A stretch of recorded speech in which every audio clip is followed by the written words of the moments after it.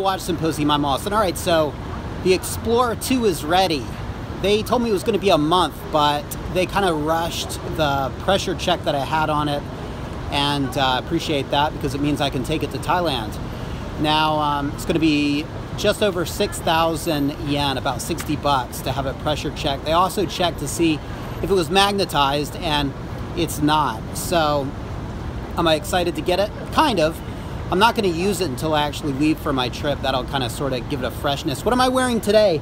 I'm wearing the Vostok Calatrava, which is a pretty terrible choice because it's raining today, and I've got this on an undersized leather strap, and it doesn't have a screw down crown. I don't even think it's water resistant, so pretty poor choice, but when I left today it wasn't raining.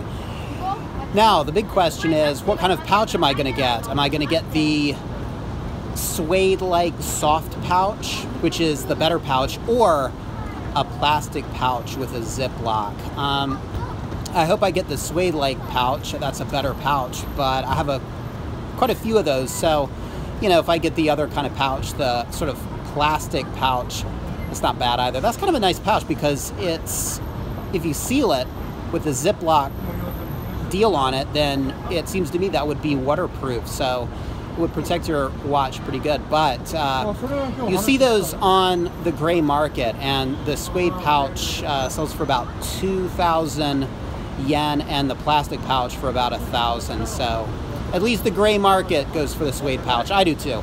Anyway, question number 2, has that limited edition Tokyo red bezeled Omega Speedmaster sold? People said you should pick that up, it's going to sell out. Look, I don't want to wear a limited edition. It would have meant me going directly to Nakano and trying to sell it and hopefully making a buck. Could I have made $100, $200? Maybe, but what if not? What if I actually got there and they thought, well, we'll give you what you paid for it. Last time wasted. Or worse, we'll lowball you a bet. What would I do? I'd be stuck with that watch. Now, I don't know if that would happen, but forget it. Didn't feel like flipping it, so didn't pick it up. But did it sell? That's the question. Before I actually go there, I'm right in front of a Daimaru, and let's see if we can find some Rolexes in Daimaru, and then we'll pick up the Explorer 2. Let's go. So apparently on the 10th floor there is a Rolex store. So that's kind of the interesting thing about Tokyo. You just pop in a department store and you find Rolex stores you don't even expect them. And I didn't even know there was one here. 36mm date justs. Really like that one on the left. A couple of 34mm date justs. The only 39mm OP in the shop. And 34mm OPs up front and 36 in the back. Let's check out the Omega shop. These are 2020 Olympic limited edition models. There are 5 different kinds. These are 4 of them. Green bezel represents the green ring in the Olympic symbol. This represents the yellow ring, the red ring, and the blue ring.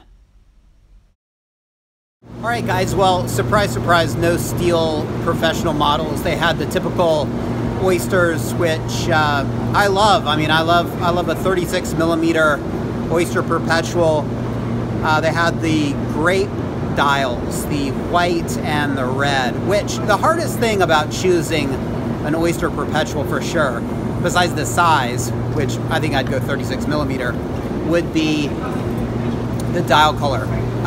Because, you know, do you go for the 369 blue? That 369 has that Explorer aspect. You know, they used to come out with that dial configuration in the silver color, but that's no longer possible with 36mm. Or do you go something off the wall like the red grape or the yellow grape? The yellow grape is kind of cool. I don't know if I would get tired of it, but man, it's that'd be kind of cool looking down and seeing that on your wrist. I don't know. Maybe blue's a more conservative color. Of course, you got white, you got black. That's tough. What would you go for? And they had Omega as well. Omega had a store up there, and they had all of the 2020 Olympic models except for the black and white one, which looks like a panda. Now, the circles, the 5 circles, interlocking circles, which is the symbol of the Olympics, they have a 2020 limited edition Speedmaster for each of those circles, which is kind of interesting. Apparently, the hardest to get is the black and white. Again, it looks like the panda configuration because the subdials are black, and that's the black circle in the 5 interlocking. So I don't know, that symbol of the Olympics, that's got to have a name, doesn't it? So that's what that is. Now, it doesn't look like people are rushing to get that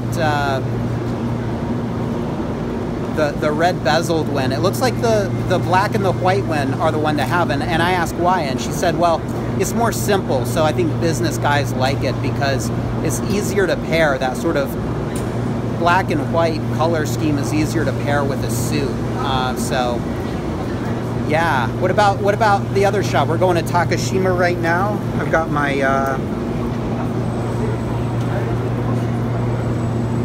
stuff. We're gonna pick up the Explorer 2 now, all right, and see if that Omega, see what kind of limited edition 2020 Olympic Omegas are there.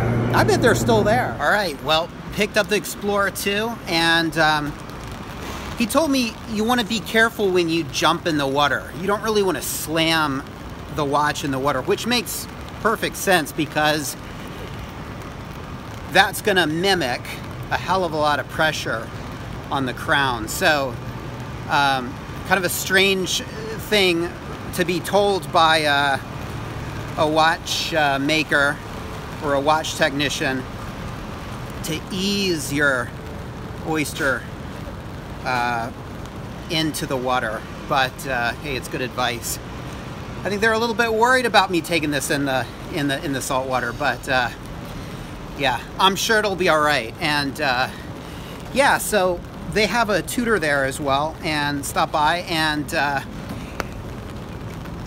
what did they have? Well, I tell you what they didn't have. They didn't have the tutor GMT, but did I see one in Fukuoka? Hold. And I went by Omega, and just like I suspected, they had all 4 of the 5 less popular 2002 Olympic Speedmasters. They were missing the black and the white, the panda. So that does indeed seem to be the hot model of the bunch. So if you can get a hold of that, maybe you're good, but I wouldn't expect to be making a buck off the other ones because 2 out of 2 Omegas have all of them. Of course, that could change in time. All right, getting a little bit windy here. Okay, what pouch did I get?